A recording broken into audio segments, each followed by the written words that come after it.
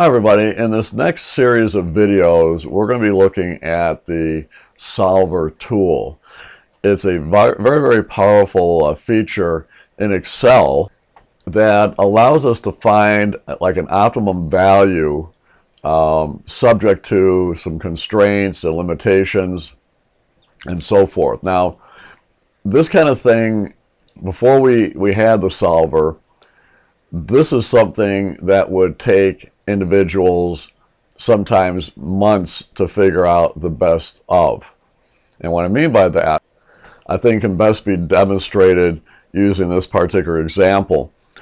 What's happening here is this is the pallet pallets, and they manufacture 4 different pallets.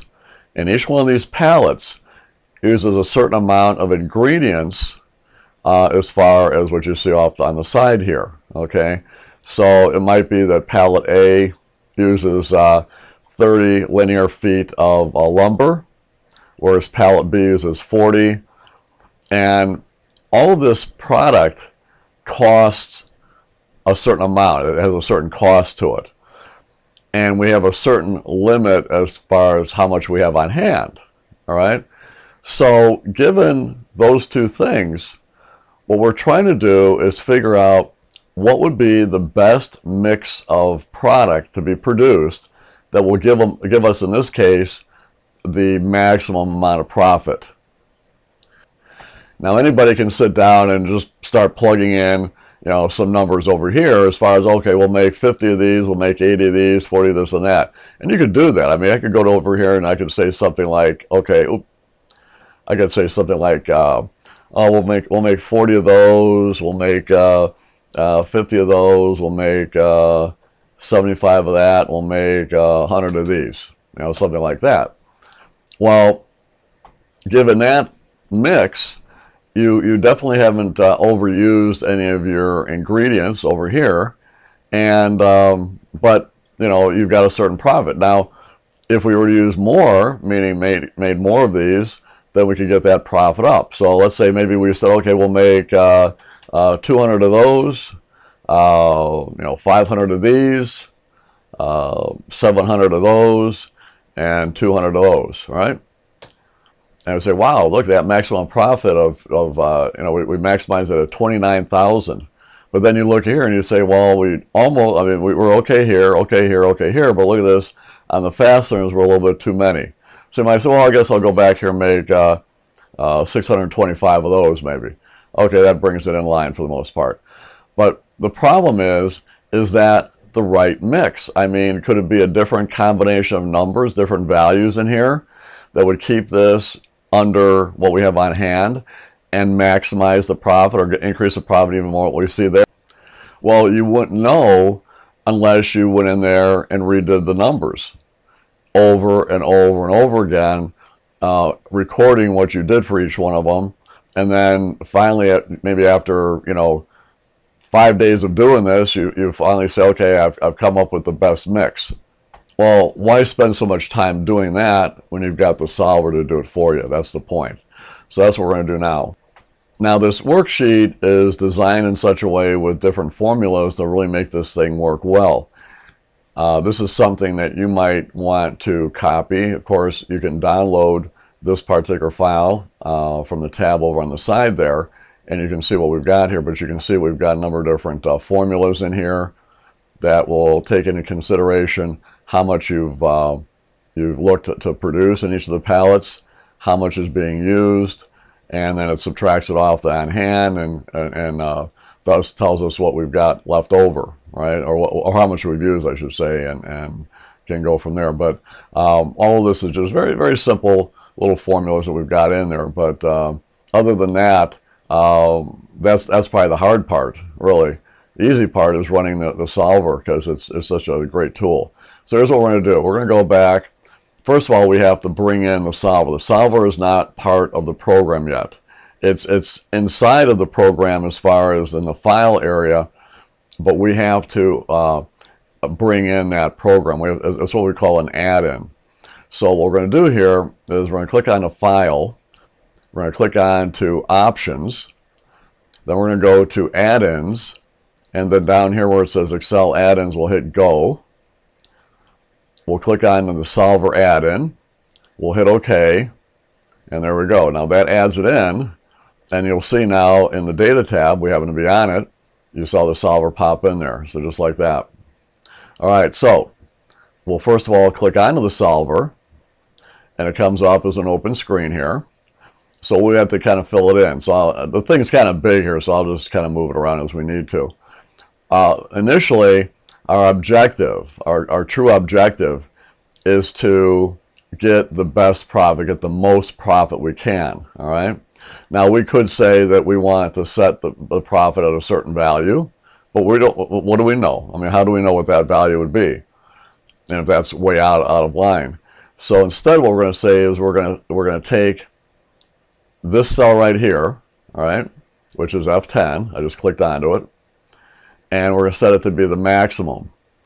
And it's going to do this, it's going to figure this out by changing what cells. Well, the cells are going to be here, what we're asking or what we're telling it that we want to produce. All right? Normally there'd be nothing in there right now, but we filled it in earlier. So that's one thing. Now, if that's all you do, okay, and you don't put any constraints in here, what's going to happen is it's going to go and try to take the easy way out. So I'll go down here, I'm going to hit solve, right? It does this, and what it ends up with is, this thing pops up here, and it says the solver can make the objective cell as large, blah, blah, blah, you know, whatever, but it's basically saying it's done here. So I'm going to hit OK. What you'll get, guess I open this up, is that. All right, so you're looking to make what? $1 million, $1 billion. So it offers to make you $1 trillion in profit by manufacturing this many of each of them. I mean, we even have, those numbers are so big they're in scientific notation. All right, but look, here's the real dead giveaway. We've got 60,000 linear foot of lumber, but it says, well, I'm really going to need what? 2 trillion? Oh, what is that? 1 million, billion, yeah. 2 trillion linear feet of lumber to do that. Well, that's way out of line, all right? Plus the fact you'll never sell this many pallets, all right? Even if you could get all that stuff on hand there. So anyway, what we need to do now is go back in and redo the solver and put some what we call constraints on there, all right? So we're going to go back into solver here. There it is. Here's the constraint area. So we're going to click on the add, all right? And the first window, this little window pops up here. And our constraint is going to be that we want the range of B9 through E9, all right? So basically B9 through E9, first thing we want there is that to be an integer. In other words, where it won't give us like 17.6 or something like that. That's gonna be our first one we're gonna do, right? So what we're gonna do is we're gonna say take this range, all right, and make sure that it is an integer, meaning just a whole number, no decimal points or anything like that. So you do that, you hit OK, and there's your first constraint, all right? Now, the second constraint is that it needs to produce at least 100 of each of these. So we don't want to do something like, well, none of those, none of those, none of those, but 1,000 of those. All right, we don't want that because we need to have a mix. And at minimum, we want 100 of each. All right, some of them might go over 100, obviously, but it'll be a minimum of 100. So we click on the add, and we basically say the same range, all right, this range right here, all right, has to be greater than or equal to 100, all right, and we hit OK on that. Now the third constraint that we're going to need is to tell it that what we use doesn't exceed what we have on hand, okay?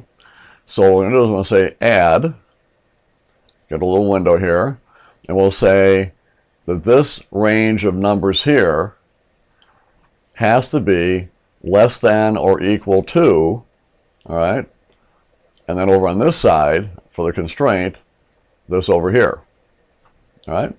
So this range has to be less than or equal to this, all right, because we can't overuse our ingredients. We'll hit OK on that, all right? So now we've done all that. All we have to do now is we'll click on the solve, and we'll hit OK, and there we go. So when it did its calculation, which was a major thing that happened there, okay, something that would have taken somebody doing, you know, what if, you know, a billion times probably, right? But it came up with the best combination. So it maxed out the fasteners, it maxed out the glue, it pretty much maxed out the labor, and it came close to maxing out the lumber. All right, so we had a little bit of lumber left over. And as you can see here, it did the minimum on B. If we hadn't done the minimum, it would have said this probably would have been zeroed out. All right, and some of these other ones would be a lot different as well. So pretty wild stuff there. But like I said, if we wouldn't have put a minimum of 100 on each of these, it probably would have just targeted the one that we make the most profit on, and made everything made pallet D the only pallet that we would make. So it was pretty interesting. But this is by far it gave you the perfect amount here. So you can't get any better than that. If we went into any of these and increased it by anything, if I went in here and said, oh, I'll make this 650, right? I might have not, I don't know if that went up or down. Let's see what I made. Okay, so if I made it 650, 32,830, 32,850. Wow, see, we got a little bit more profit, but oh, look at that. Labor, we went over. Epoxy, we went over. We went over on fasteners. That one little item there threw us all off there. So if I went back and made that 649, boom, perfect. That's what I'm talking about. So this thing is spot on. So hopefully this this type of scenario, this type of example might fit with maybe what you're trying to do. And if so, I'm glad that I was able to show it to you. And I appreciate you watching the video. Take care.